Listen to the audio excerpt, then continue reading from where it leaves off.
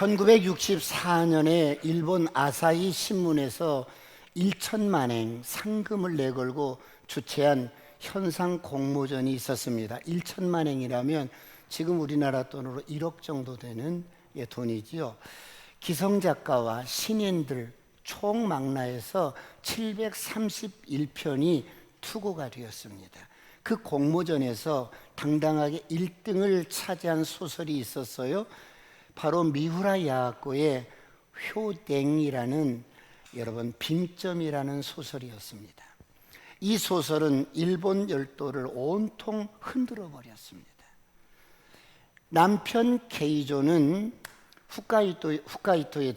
홋카이도에서 병원을 이렇게 운영합니다.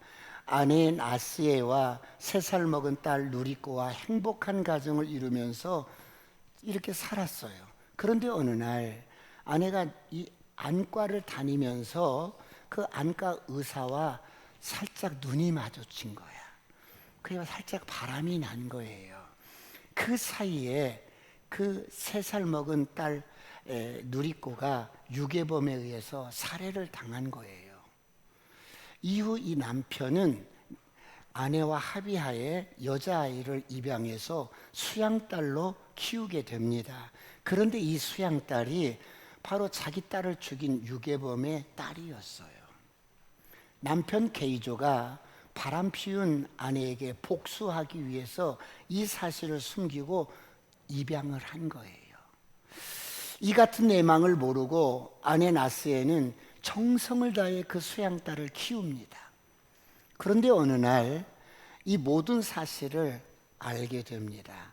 이 라스에라는 이 부인은 이때부터 이 배신감과 이 여러분 분노와 어떻게 이 추스릴 수가 없는 거지요. 어떻게 내 딸을 죽인 그 여러분 유괴범의 그 딸을 이렇게 정성을 다해서 수삼년을 이렇게 키워왔으니 여러분 얼마나 큰 배신감을 갖겠어요. 그래서 그때부터 이 수양딸을 괴롭히기 시작합니다. 뿐만 아니라 이 수양딸이 시집가서 행복하게 산다는 것은 가당치 않게 여기며 이 수양딸을 괴롭히면서 출생 비밀까지 폭로를 합니다. 이에 충격을 먹은 이 수양딸인 이름이 요코예요. 요코가 음독 자살을 해요.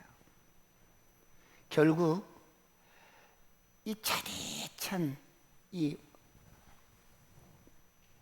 누구도 사람의 힘으로는 풀 수 없는 그런 빈점을 가슴에 안고 살아가는 사람들의 갈등과 이런 모든 애증의 그런 그림자들을 이 미후라 야하코는 빈점이라는 그 소설의 저변에 기독교의 원죄의식을 깔면서 결국은 이 지옥과 같은 갈등을 전개시키지만 결국 십자가의 그 사랑과 그 용서로 여러분 기독교적인 그런 사랑으로 이것들을 해결해 나갑니다.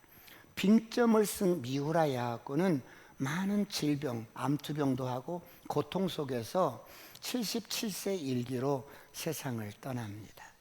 그녀는 다음과 같은 이렇게 금언을 남기게 됩니다. 질병으로 인해 내가 잃은 것은 단지 건강뿐이었습니다. 대신에 나는 이웃과 신앙과 생명을 얻었습니다. 사람이 생을 마감한 뒤에 남는 것은 그 사람이 행한 위대한 공적이 아니라 이웃들과 함께 나눈 사랑입니다. 이런 말을 남겼어요. 사랑하는 성도 여러분, 이 소설의 제목처럼 일본은 선교하는 데 빈점이었어요. 차디찬 여러분 선교사들의 무덤이라고 불리워집니다. 그래서 한국에서 영향력 있는 교회들, 영향력 있는 위대한 목사님들이 일본 선교를 그렇게 에너지를 쏟고 여러분 그렇게 투자를 했지만 이건 대책이 없는 거예요. 그런 일본을 지난주에 여러분의 기도와 후원으로 잘 다녀왔습니다. 할렐루야. 이번에 동경의 불이 떨어졌습니다. 차디찬 빙점이 녹아지게 되었습니다. 복음과 3분 브릿지는 어쩌면 일본 사람들을 위해 준비된 탁월한 도구였습니다. 차가운 일본 열도에 빙점을 녹이는 불화살이 되어서 꽂혔습니다. 할렐루야. 다시 한번 일본 선교를 위해 우리 교회를 사용해 주신, 그리고 우리의 전도팀들을 사용해 주신 하나님께 모든 영광을 올려드립니다. 박수로 영광을 올려드립니다. 하나님 감사합니다. 사랑하는 성도 여러분, 이 세상의 모든 사람은 한 번뿐인 인생을 살다 갑니다. 한 번뿐인 인생을 어떻게 살 것인가? 일본인들은 태어나면서부터 운명적으로 여러분 신사에, 야스쿠니 신사에 호적을 올리게 됩니다. 그리고 죽으면 불교식으로 뼈를 절에다가 묻게 됩니다. 이것이 일본의 전통적인 고유 문화요, 운명적으로 일본인들은 그렇게 되어지게 되어 있습니다. 그래서 일본 사람들은 어릴 때부터 뼛속까지 개인주의 교육을 시킵니다. 남에게 민폐를 끼치지 않기 위해서 질서와 규정 속에서 살아가는 법을 어릴 때부터 학습하고 훈련을 합니다. 아이가 유치원에 가면 자기 이름이 적힌 신발장에 신발을 넣고 공부를 하고 돌아와서 혼자서 해야 할 일들을 스스로 하는 뼛속까지 개인주의가 되어서 혼자서 인생을 독립적으로 살아가게 됩니다. 그러므로 부모와 자식 간에도 사사로운 어떤 애정이 없이 너는 너고 나는 나고 개인적인 관계 속에서 살아가요. 그러므로 그들은 혼자서 주어진 삶의 테두리 안에서 살아가는 방법을 어릴 때부터 학습하고 훈련하면서 살아갑니다. 그래서 수십 년을 사귀어도 마음을 터놓거나 마음을 나누는 일이 많지가 않고, 더군다나 집으로 초대하는 일은 많지가 않아요. 그래서 이들은 지독하게도 외롭고 고독한 창살 없는 감옥에 갇혀서 그렇게 살게 돼요. 30년 전에 일본 남자를 만나서 결혼해서 사는 한국의 교포의 집사님의 말을 들어보니까 결혼해서 30년을 살았는데 지금도 이 아내가 남편을 위해 먹거리를 이렇게 사오면 남편은 물어보고 먹는답니다. 이거 먹어도 돼? 그러면 묻지 말고 먹으라고 그렇게 말을 해도 안 된다는 거예요. 그런가 하면 남편이나 아내나 자기가 먹고 싶은 것은 자기가 사서 먹는다고 해요. 왜? 아내가 좋아할지 안 좋아할지 모르기 때문에 여러분 아내 것까지 이렇게 산다는 거, 남편 것까지 산다는 거 그런 일이 없대요. 이렇게 개인주의라는 거예요. 뼛속까지. 이렇게 어릴 때부터 혼자 개인적으로 살아가는 것을 학습하고 훈련하기 때문에 이들은 인생을 살다가 실패를 하면, 마음이 무너지면 가족들에게나 부모에게 말하지 않고 누구에게도 말하지 않고 스스로 노숙자가 되어서 살다가 고독사를 한다는 거예요. 사랑하는 성도 여러분, 이것이 하나님 없이 살다가는 인생의 모습입니다. 이것이 하나님 없이 살다가 철저하게 개인주의로 살다가는 인생의 모습입니다. 이것이 하나님 없이 자기 왕궁을 짓고 살다가는 인생의 모습입니다. 뼛속까지 철저하게 여러분 개인주의로 이렇게 살다가 허무하게 무너지는 인생의 모습을 보는 것 같아서 참 마음이 무거웠어요. 일본 선교사님들은 일본을 들어갈 때는 열정적이고 뜨겁게 복음덩어리로 들어갔는데 어느새 일본이라는 그 나라의 문화에 짓눌려서 여러분 차디차게 식어버린 거예요. 저희가 갔을 때는 그냥 영혼들을 이렇게 죽겠어요. 이렇게 주스면 되는 거예요. 이렇게. 사랑하는 성도 여러분, 모든 인생은 이처럼 자기의 집을 지으면서 삽니다. 어떤 사람은 왕궁을 짓고 삽니다. 어떤 사람은 야망의 집을 지어요. 어떤 사람은 평생 자신이 살고 싶은 집을 지으면서 지금도 집을 짓고 삽니다. 그런데 성경은 말씀합니다. 히브리서 13장 14절에 이렇게 말씀합니다. 다 같이 합독합니다. 시작. 우리가 여기에는 영구한 도성이 없으므로 장차 올 것을 찾나니 솔로몬이 자기의 왕궁을 예. 여러분, 이 땅에는 영구한 도성이 없다고 합니다. 이 땅에는 영원히 거할 집이 없다는 겁니다. 그렇다면 사랑하는 성도 여러분, 여러분은 어떤 집을 짓고 계십니까? 자기를 위해서 왕궁을 짓고 계시진 않습니까? 아니면 하나님이 거할 성전을 짓고 계신 분이 있지 않습니까? 오늘 본문은 이렇게 시작합니다. 열왕기상 7장 1절을 보시겠습니다. 다 같이 합독합니다. 시작. 솔로몬이 자기의 왕궁을 13년 동안 건축하여 그 전부를 준공하니라. 솔로몬이 자기 왕궁을 13년 동안 건축하여 그 전부를 준공합니다. 여러분, 왜 왕궁 이야기로 시작했다가 오늘 본문 여러분 51절에는 성전 건축 이야기로 마무리를 할까요? 여러분, 왜 그럴까요? 분명히 왕궁을 짓는 이야기인데 성전 건축의 왕궁으로 마무리를 해요.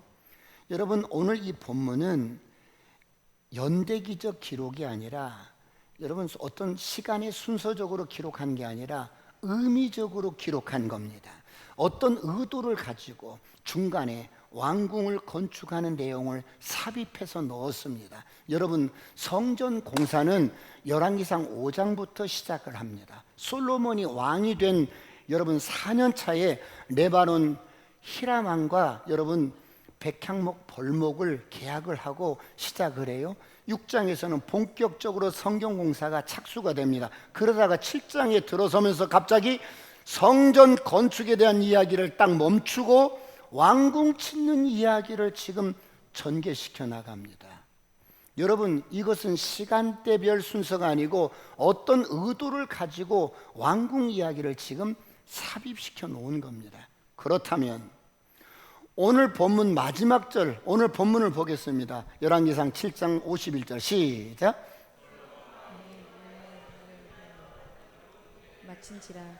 이에 솔로몬이 그의 아버지 다윗이 드린 물건 곧 은과 금과 기구들을 가져다가 여호와의 성전 곳간에 두었더라.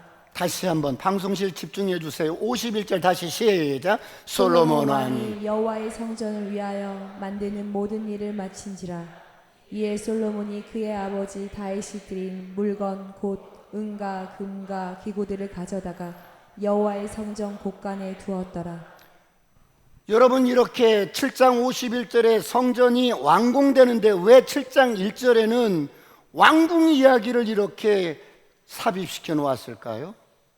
이것은 성경을 기록하게 하신 성령님의 어떤 의도가 있었을 것입니다. 그러면 그것이 무엇입니까? 여러분, 진정한 성전 건축의 의도가 무엇인지 그 실체가 여러분 성경에 이렇게 숨어 있습니다. 다 같이 오늘 본문 7장 1절을 다 같이 봅니다. 왕상 7장 1절 시작. 솔로몬이 자기의 왕궁을 13년 동안 건축하여 그 전부를 준공하니라. 성전 건축은 7년 걸렸습니다. 그런데 왕궁을 건축하는 데는 13년이 걸렸습니다. 성전은 단일 건물이지만 왕궁은 복합 건물이기 때문에 시간이 공정 기간이 더 많이 걸릴 수 있어요. 그렇다면 왕궁을 짓는데 무엇이 문제일까요? 기간이 문제가 아닙니다. 무엇이 문제일까요? 왜 성전 공사를 짓는 중에 딱 끊고 왕궁을 짓는 이야기를 여기에 삽입을 시켜 놨을까요? 첫 번째, 왕궁을 짓는데 그 양식과 구조가 문제였습니다.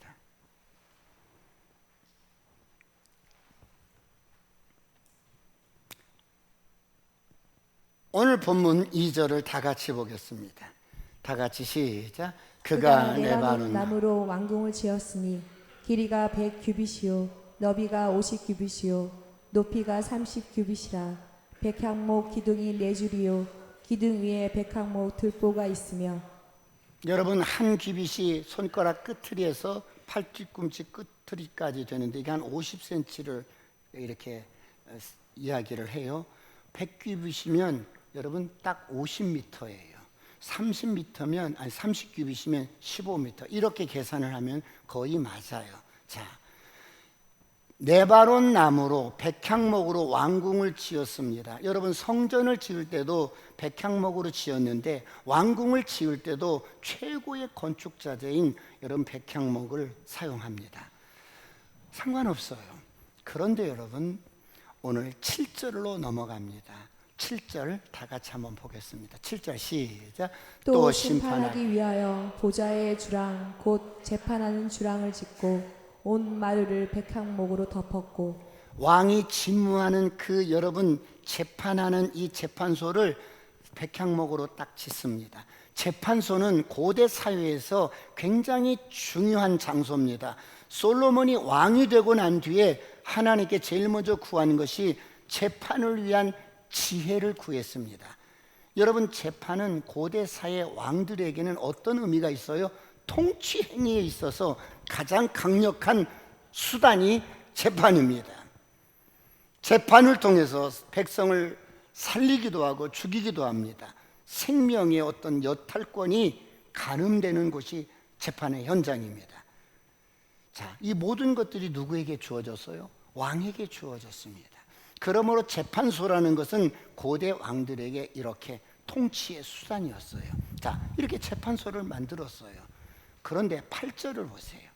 8절 다 같이 시작. 솔로몬이 거처할 왕궁은 그 주랑 뒤 다른 뜰에 있으니 그 양식이 동일하며 솔로몬이 또 그가 장가든 바로의 딸을 위하여 집을 지었는데 이 주랑과 같더라.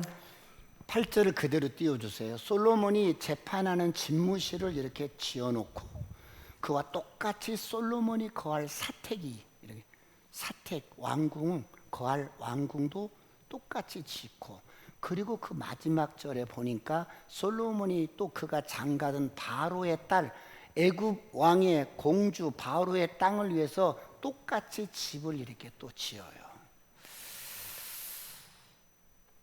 자,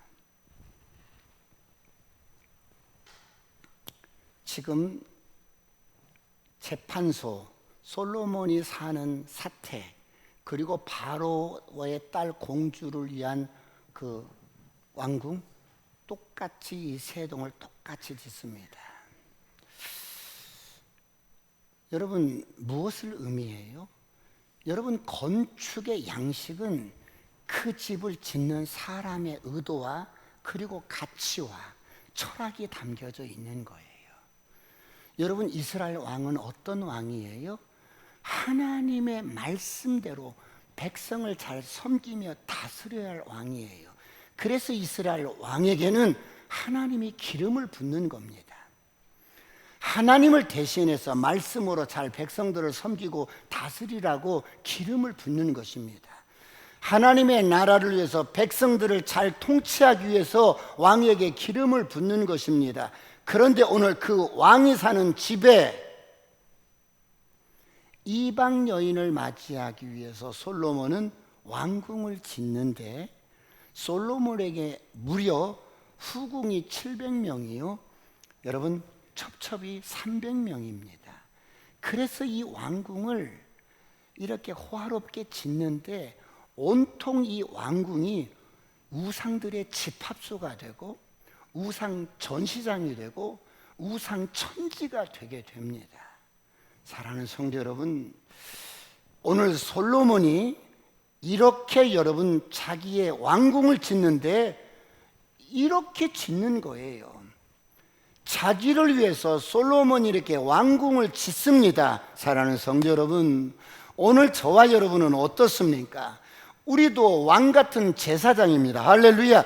예수 믿고 거듭난 저와 여러분도 왕 같은 제사장입니다. 그런데 여러분, 저와 여러분이 이제는 하나님의 말씀과 성령으로 거듭났으니 신령한 집으로 심령 성전이 잘 지어져야 되는데, 많은 사람들이 예수 믿고 거듭났어도 자기의 왕궁을 짓습니다.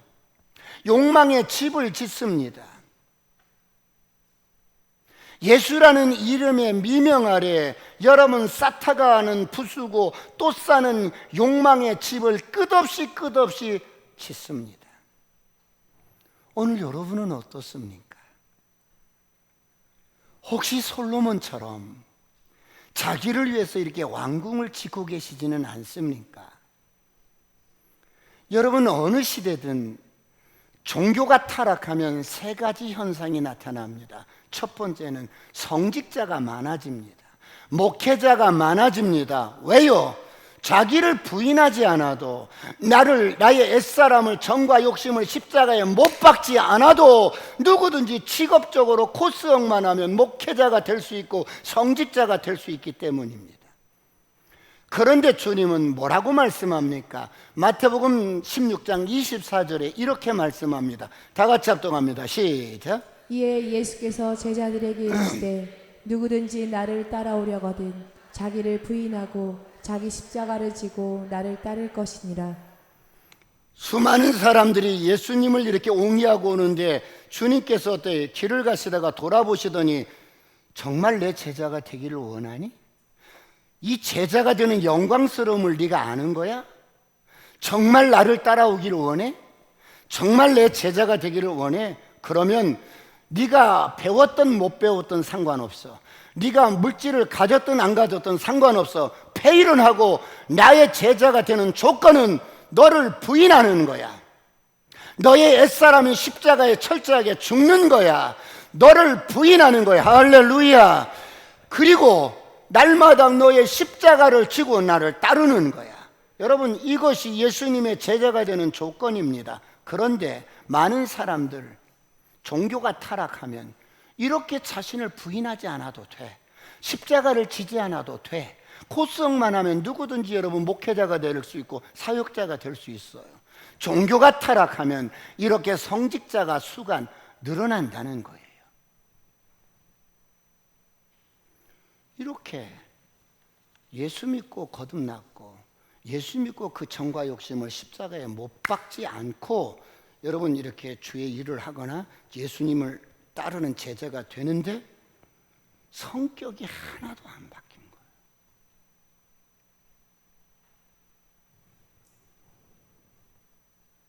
누가 건들기만 해봐. 누가 나 건들기만 해봐. 종교가 타락하면 이렇게 된다는 거예요. 옆 사람과 인사하면 난 아니에요. 시작. 난 아니에요. 두 번째로 종교가 타락하면 이단들이 우후죽순으로 막 여러분 일어납니다. 왜? 어차피 너 자신도 부인하지 않고 십자가도 지지 않는데 너나 나나 뭐 다른 게 뭐 있어. 이단들이 여기저기서 막 우후죽순처럼 일어납니다.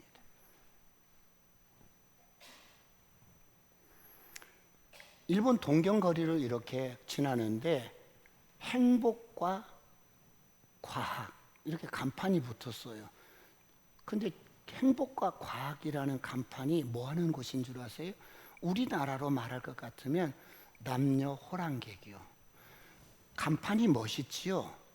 그 멋있는 간판을 보고 미혹돼서 들어가는 거예요.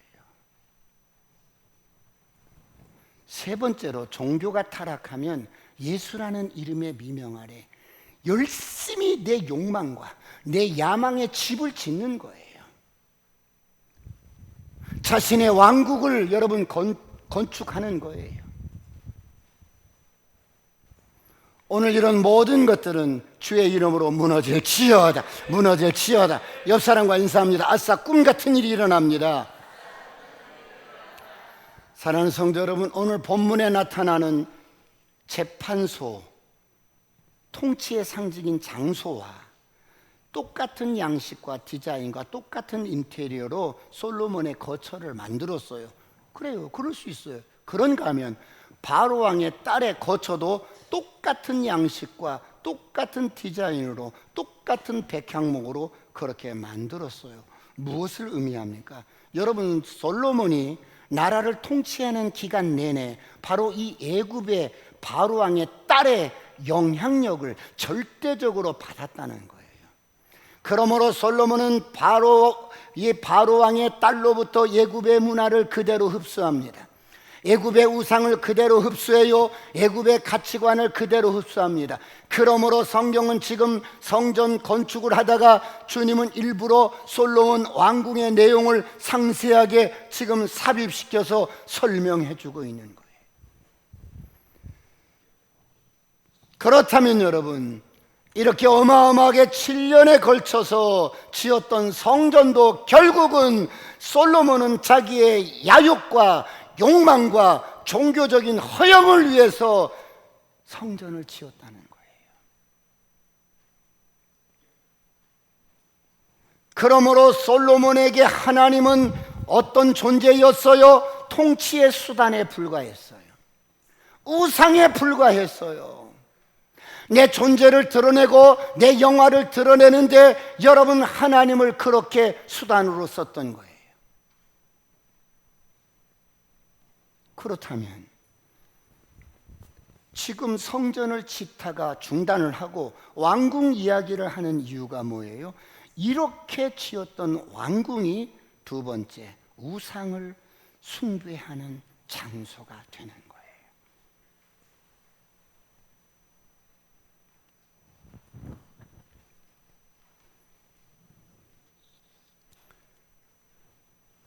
솔로몬이 재판하는 그 재판소, 솔로몬이 지내는 사택, 그리고 바로왕의 딸을 위해서 만들었던 이 세 개가 동일한 양식과 재료와 디자인으로 그렇게 지었어요.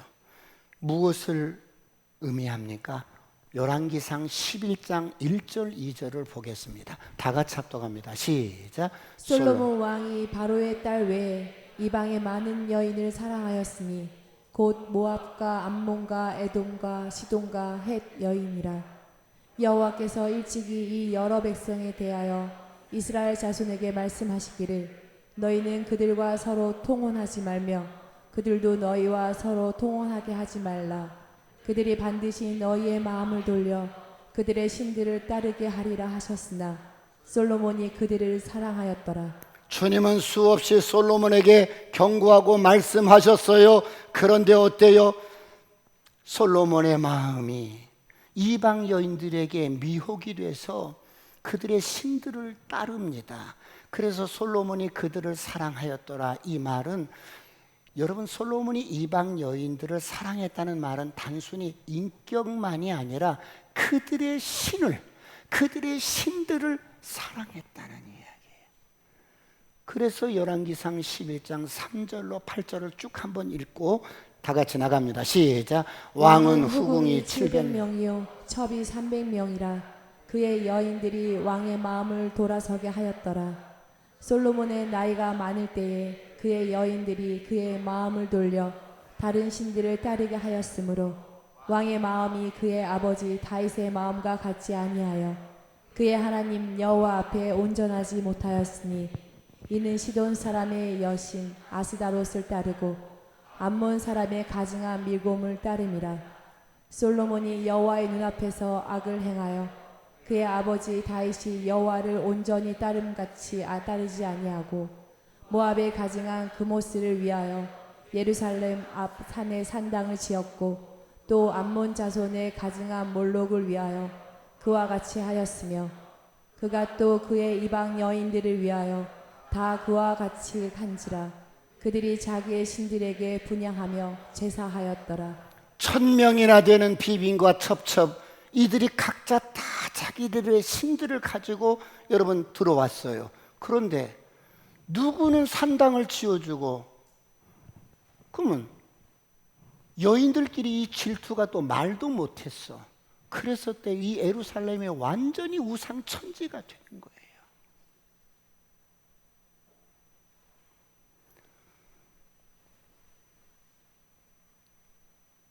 솔로몬이 하나님의 뜻을 몰라서 그랬을까요? 솔로몬이 하나님의 말씀을 몰라서 그랬을까요?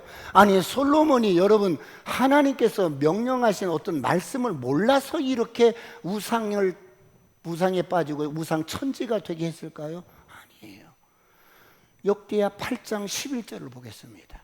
다 같이 합독할까요? 시작. 솔로몬이 바로의 딸을 데리고 다윗성에서부터 그를 위하여 건축한 왕궁에 이르러 이르되 내 아내가 이스라엘 왕 다윗의 왕궁에 살지 못하리니 이는 여호와의 궤가 이른 곳은 다 거룩함이니라 하였더라. 솔로몬이 하나님의 뜻을 알았어요. 하나님의 말씀을 알고 있었어요.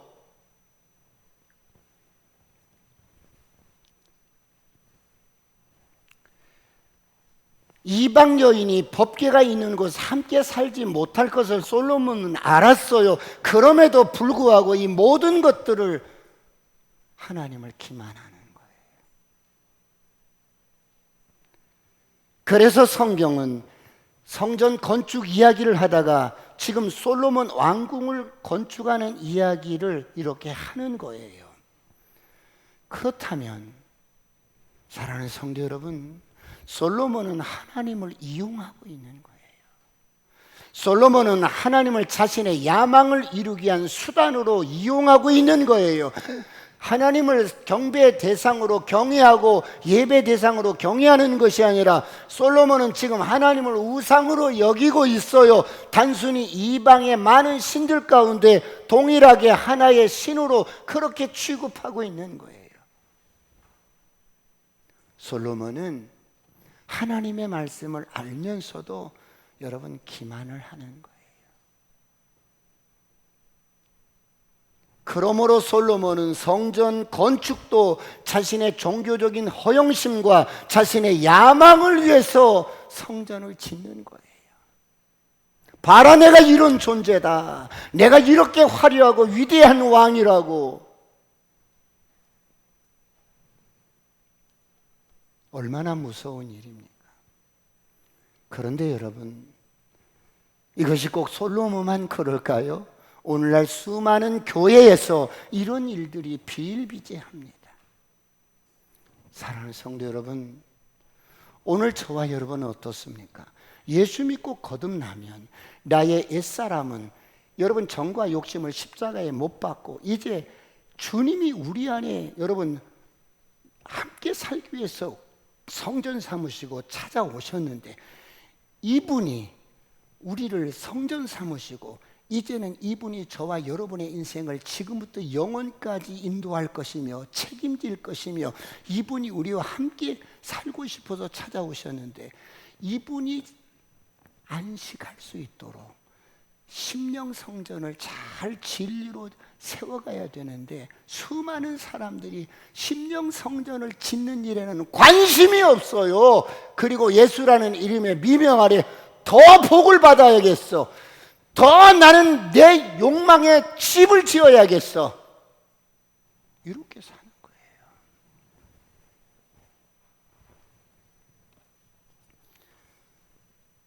자신을 위해서 자기 왕궁을 이렇게 짓는 거예요.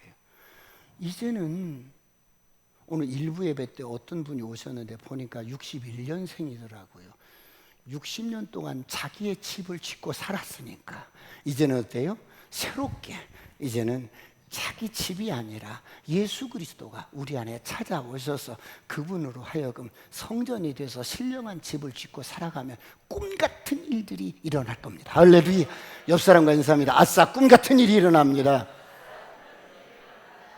수많은 사람들이 예수를 믿어도 여러분 예수 그리스도로 말미암아 신령한 심령 성전을 짓는 일에는 관심이 없고 평생에 걸쳐서 계속해서 예수의 이름의 미명 아래 왕궁을 짓습니다. 자기의 집을 짓고 욕망에 덫에 걸려서 계속해서 짓다가 부서지고 또 짓고 부서지고 또 짓고 부서지고 그러다가 인생을 마쳐버립니다. 사랑하는 성도 여러분, 예수 믿고 거듭난 저와 여러분은 어떤 존재예요? 어마어마한 존재. 새로운 피조물입니다.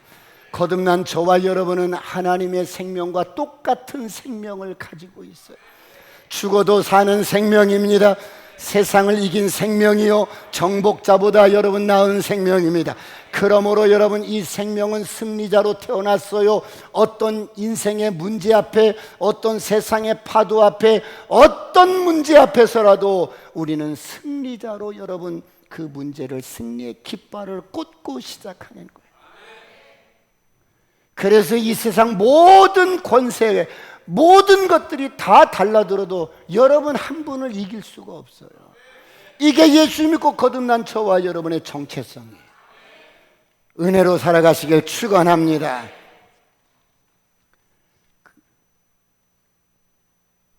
그렇다면 예수 믿고 거듭난 저와 여러분은 하나님께서 거하시어 심령 성전을 잘 지어야 되는데 베드로전서 2장 5절은 이렇게 말씀합니다. 다 같이 합독합니다. 시작. 너희도 산돌같이 신령한 집으로 세워지고 예수 그리스도로 말미암아 하나님이 기쁘게 받으실 신령한 제사를 드릴 거룩한 제사장이 될지니라. 이제 우리는 거룩한 제사장이요 왕 같은 제사장인데 이제 어때요? 너희도 산돌같이 신령한 집으로 세워지고 예수 그리스도로 말미암아 우리가 어때요? 신령한 주님이 거하시는 성전으로 세워지시기를 축원합니다. 자, 여러분 이렇게 왕궁 건축은 12절로 끝나는데 13절부터 다시 성전 건축으로 돌아갑니다. 결국 훗날 솔로몬이 애굽을 의지하고 애굽의 통치 행위를 이렇게 본받고 그렇게 나라를 통치하다가 어떻게 끝이 납니까? 찢어버릴 거야. 찢어버릴 거야. 이렇게 예루살렘이 온전히 우상 천지가 된 이 솔로몬의 통치를 하나님께서는 나라를 찢어버리겠다고 말씀하시면서 그래, 그래도 내가 너희 아비 다윗을 생각해서 너의 대는 넘어갈 거야. 그리고 아들 때에 가서 나라를 찢어버립니다. 열왕기상 11장 18절을 보겠습니다.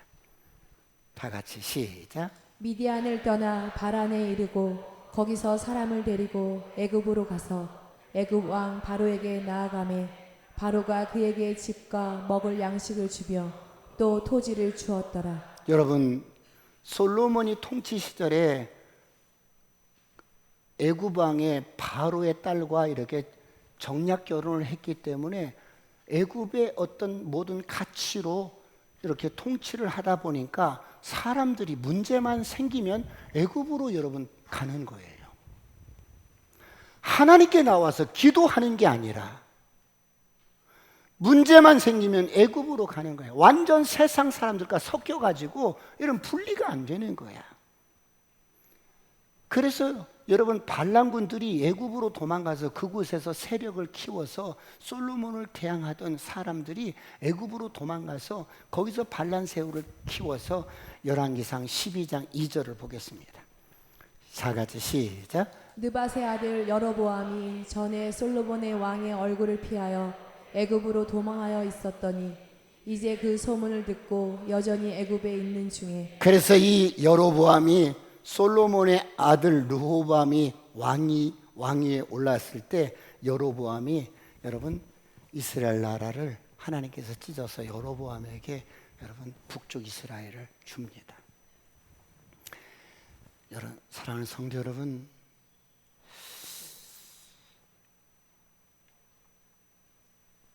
문제만 생기면 세상으로 가고 문제만 생기면 사람을 의지하고 붙들고 늘어지고,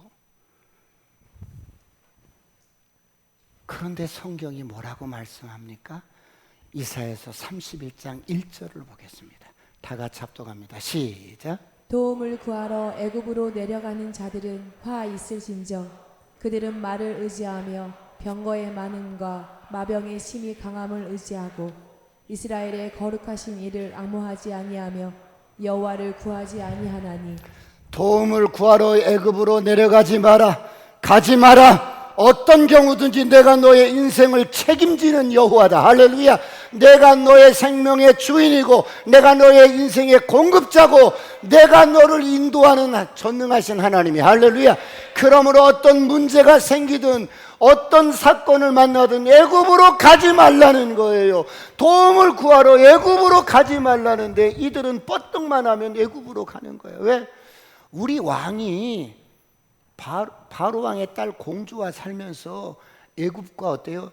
친화적인 정책을 펼치니까 그럴 수밖에 없는 거지. 애굽으로 가지 말고 하나님을 의지하시길 축원합니다. 하나님께 기도하시길 축원합니다. 결국 이렇게 애굽을 의지하고 친애굽 정책을 썼던 솔로몬은 나라가 분열이 되고 북쪽 이스라엘은 BC 722년에 아수르에게 망하고 남쪽 유다는 BC 586년에 바벨론에게 망합니다. 그런데 여러분, 여기서 중요한 포인트가 또 하나 있어요. 7장 51절 오늘 본문을 보겠습니다. 바벨론 나라가 이스라엘을 쳐들어와서 딱 멸망을 시킨 후에 가장 먼저 건드린 곳이 있어요. 시작. 솔로몬 왕이 여호와의 성전을 위하여 만드는 모든 일을 마친지라. 이에 솔로몬이 그의 아버지 다윗이 드린 물건 곧 은과 금과 기구들을 가져다가 여호와의 성전 곳간에 두었더라. 여러분, 솔로몬 왕이 여호와의 성전을 위해서 만든 모든 일을 마치고 난 후에 솔로몬은 어떻게 했어요? 그 아버지 다윗이 성전 건축을 위해서 금과 은과 기구들을 다 준비해 주었어요. 근데 이걸 하나도 안 쓴 거야. 그리고 백성들의 세금과 노역과 이런 것으로 내가 이렇게 이루었어. 우리 아버지 전혀 전혀 상관없는 거야. 아버지 다윗이 그렇게 준비해 주었던 금과 은과 기구들을 솔로몬 성전을 완공한 후에 그대로 갖다가 곳간에 이렇게 저장해 두는 거예요.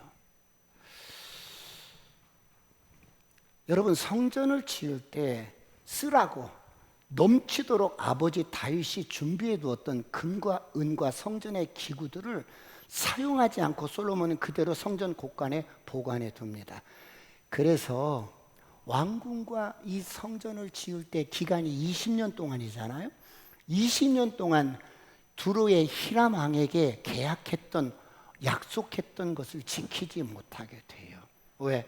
매년마다 2만 고루씩, 그리고 여러분 매년마다 그 백향목 벌목해서 여러분 보내오는 것들이 이 채무를 갚을 수가 없는 거야. 그래서 솔로몬이 어떻게 하냐면 열왕기상 9장 10절 11절 다 같이 한번 학동합니다. 시작. 솔로몬이 두 집 곧 여호와의 성전과 왕궁을 20년 만에 건축하기를 마치고 갈릴리 땅의 성읍 20곳을 히람에게 주었으니 이는 두로 왕 히람이 솔로몬에게 그 온갖 소원대로 백합목과 잣나무와 금을 제공하였습니다. 여러분 저를 보세요. 이게 무슨 말이냐면 그냥 슬쩍 읽어 지나가면 이게 무슨 뜻인지 잘 몰라. 20년 동안 두로왕 히람에게 갖다 쓴 게 있어요. 백향목이든 뭐 돌이든 그들의 노임이든 이런 것들을 갚을 길이 없는 거야. 그래서 솔로몬이 갈릴리 지역의 20곳을 그 채무를 갚는 식의 그곳을 땅을 팔아서 주는 거야. 너 가져 이거.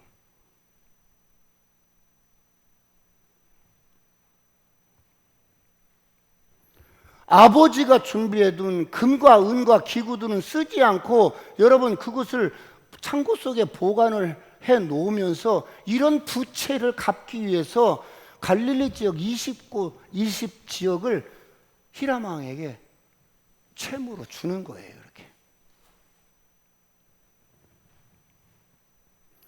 그리고 바벨론이 이스라엘을 이렇게 쳐들어와서 이스라엘이 이렇게 전쟁에 졌을 때 바벨론 나라 군사들이 가장 먼저 건드린 게 솔로몬 성전에 들어가서 금으로 여러분 입혀놓은 걸 다 긁어내리는 거예요. 그리고 아버지가 성전 지으라고 여러분 준비해 두었던 금과 은과 기물들을 싹 바벨론으로 다 가져가는 거예요. 여러분, 무엇을 의미해요? 기회가 있을 때 정말 여러분 하나님 나라를 위해서 팍팍 여러분 사용하고 투자하고 주님께 드리고, 할렐루야, 이렇게 살아야 돼요.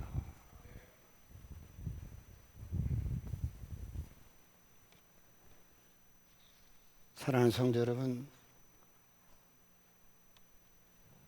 오늘 솔로몬은 자기를 위해서 왕궁을 짓고 결국 자기를 위해서 지었던 왕국이 우상 집합소가 되는 거예요. 예수 믿고 자기를 위해서 사는 것, 이게 여러분 자의적 숭배가 되고 우상이 되는 거예요. 부러질지어다. 여러분, 그렇다면 오늘 저와 여러분은 그리스도 안에서 어떻게 살아야 할까요? 마지막 세 번째, 자신의 왕궁을 짓는 게 아니라 주님이 거하시는 신령한 성전을 지으십시오.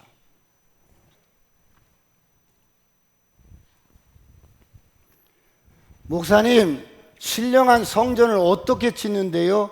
그리스도 안에서 기도와 말씀으로 여러분 심령 성전을 잘 지어가시길 축원합니다. 우리의 참된 여러분 성전은 바로 예수 그리스도, 그분이 성전의 실체가 돼서 이 땅에 오셨는데, 그분을 믿고 거듭난 저와 여러분은 그분과 연합해서 신령한 집을, 성전을 지어가는 거예요. 그래서 예수님이 이 땅에 오셨을 때는 헤롯 성전을 46년 동안 지었던 헤롯 성전이 있었는데, 그 성전을 바라보면서 요한복음 2장 19절 이렇게 말씀합니다. 다 같이 합동합니다. 시작. 예수께서 대답하여 이르시되 너희가 이 성전을 헐라. 내가 사흘 동안에 일으키리라. 너희가 이 성전을 헐라. 헤롯 성전을 46년 동안 지었는데 주님이 그 성전을 바라보면서 이 성전을 헐라. 내가 사흘 동안에 일으키리라. 여러분, 이게 예수님께서는 저와 여러분 한 사람 한 사람 죄와 허물과 심판을 대신 십자가에서 담당하시고 죽은 지 사흘 만에 부활하셔서 참된 성전이신 자신의 육체를 가리켜서 하신 말씀.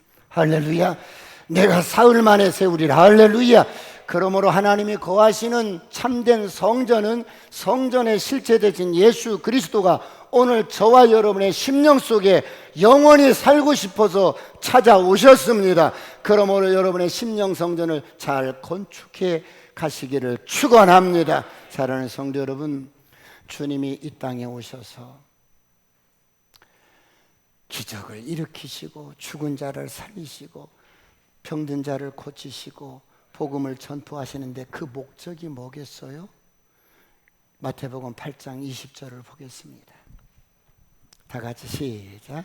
예수께서 이르시되 여우도 굴이 있고 공중의 새도 거처가 있으되 인자는 머리 둘 곳이 없다 하시더라. 무슨 말씀이냐면, 여러분 저를 보세요. 예수님이 진정으로 거할 거처는 이런 곳이 성전이 아니고, 여러분 돌로 짓고 나무로 지은 성전이 아니고, 주님은 어때요? 머리 둘 곳이 없대요. 왜?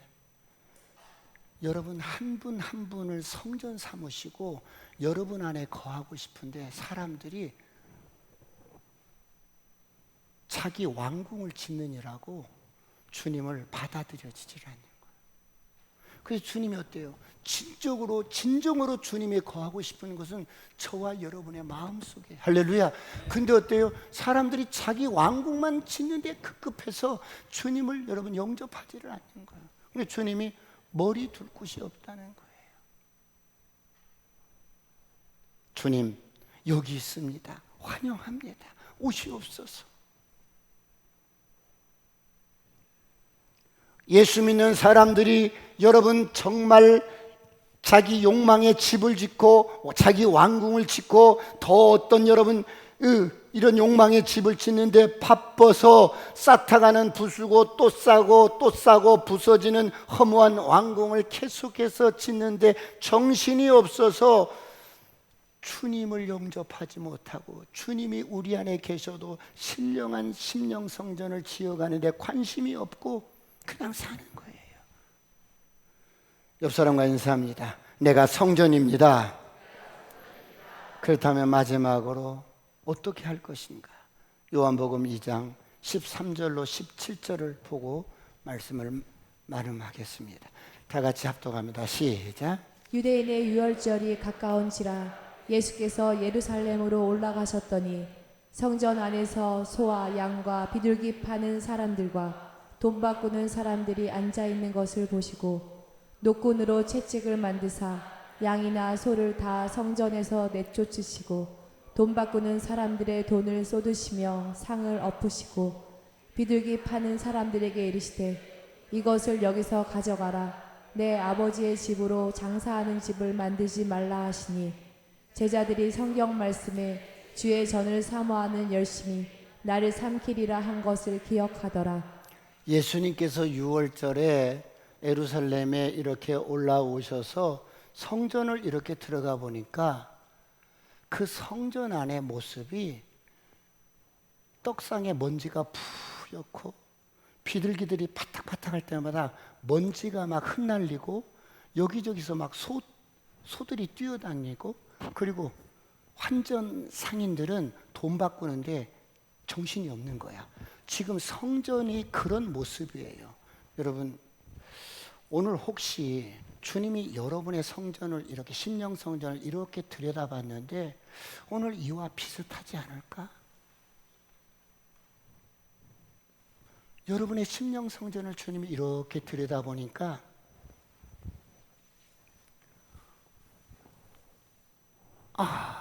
말씀은 언제 받는지, 말씀에 떡상한 먼지가 푸였고, 그리고 여러분 비둘기가 퍼덕거리면 막 먼지가 흩날리는데 여기저기도 똥은 수북히 쌓였고 솥대들은 막 뛰어다니는데 우리 안에 성전이 혹시 이런 모습이 아닐까? 오늘 괜히 신경질이 났어. 누가 좀 별말도 아닌데 곰곰이 생각해 보니까 나를 무시하는 것 같아서 내가 잠을 못 잤어. 막 이렇게 혈기가 막 왔다 갔다 하면서 뛰어다니고 또 양떼들을 머리를 세면서 오늘 수입이 예전 같지 않아. 계산이나 하고 있고 혹시 이런 예루살렘 성전의 모습이 오늘 우리의 심령 성전의 모습이지 않을까 싶어요. 여러분, 혹시 그런 것들이 있다면 예수 믿고 수삼 년이 됐는데 아직도 내 혈기 하나 처리하지 못해서 펄펄 뛰어다니는 거야, 내 안에서.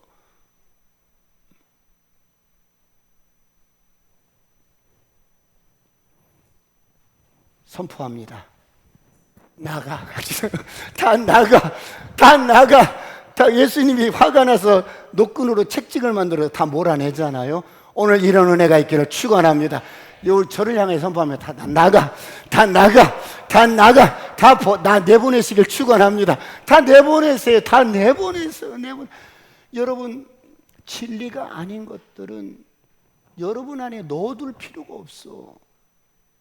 진리가 아닌 것들은 여러분이 붙들고 있을 필요가 없어요. 그것이 어떤 섭섭함이든 어떤 여러분 갈등이든 어떤 여러분 생각이든 상관없어. 진리가 아닌 것들 다 내보내세요.